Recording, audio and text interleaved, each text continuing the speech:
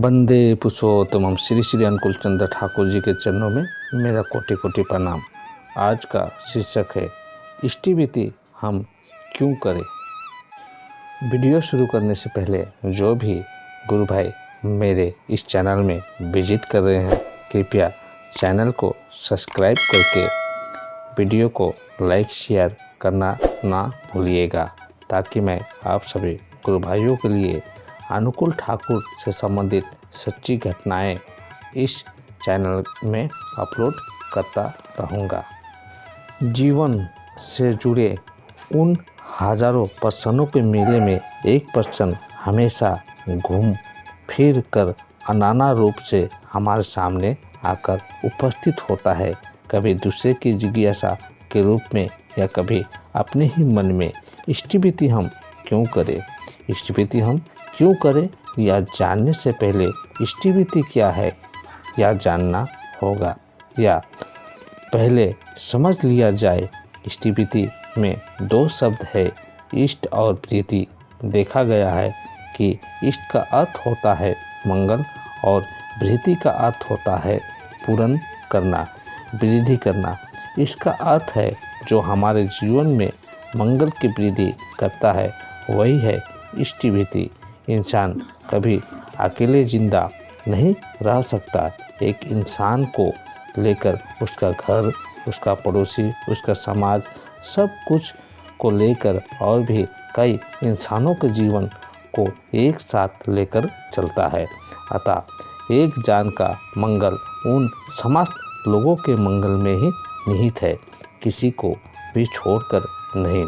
इसलिए इष्टिविति है वही कर्म जो हमें मंगल पथ पर ले चले, जो मेरे मंगल के साथ साथ दूसरे के जीवन को भी जोड़ कर रखे, उन्नत करे। अब प्रश्न जागता है कि मनुष्य तो बुद्धिमान प्राणी है, केवल बुद्धि के जोर पर ही आज वह जगत में सर्वश्रेष्ठ बना है। अतः वह निश्चय जानता है कि हमें किसमें उसका मंगल होगा और निश्चय उनके अनुसार चलता भी होगा। फिर उसे अलग से मंगल अमंगल समझने के लिए गुरु का आश्रय लेने की जरूरत क्यों होगी, उनके लिए इष्टिविति क्यों करें। गुरु का अर्थ होता है जो बड़े हैं, सभी ओर से जो हमसे बड़े हैं। बुद्धि एक शिशु में भी होता है, फिर भी यह नहीं समझ पाता है कि किसमें उसका भला होगा और किसमें बुरा। इसलिए वह अपने से बड़ों पर भरोसा करता है, उससे सीखता है, जानता है और बड़ा होता है। लेकिन जितने भी बड़े हम हो जाए, बुद्धि जितनी भी बढ़ जाए, जितना भी जान जाए, जितना भी सीख जाए, किंतु भूल चूक संपूर्ण रूप से कभी भी हमारा पीछा नहीं छोड़ती। इसलिए तो बड़े होने के बाद भी हम लोगों को कितनी गलतियों को भोगना पड़ता है। इसी से पता चलता है कि बुद्धि की दौड़ इतनी तीव्र कभी नहीं हो सकती जो समझा जाए कि जीवन में मेरे से बड़ों की आवश्यकता कभी नहीं होगी। इसलिए गुरु की आवश्यकता है ही।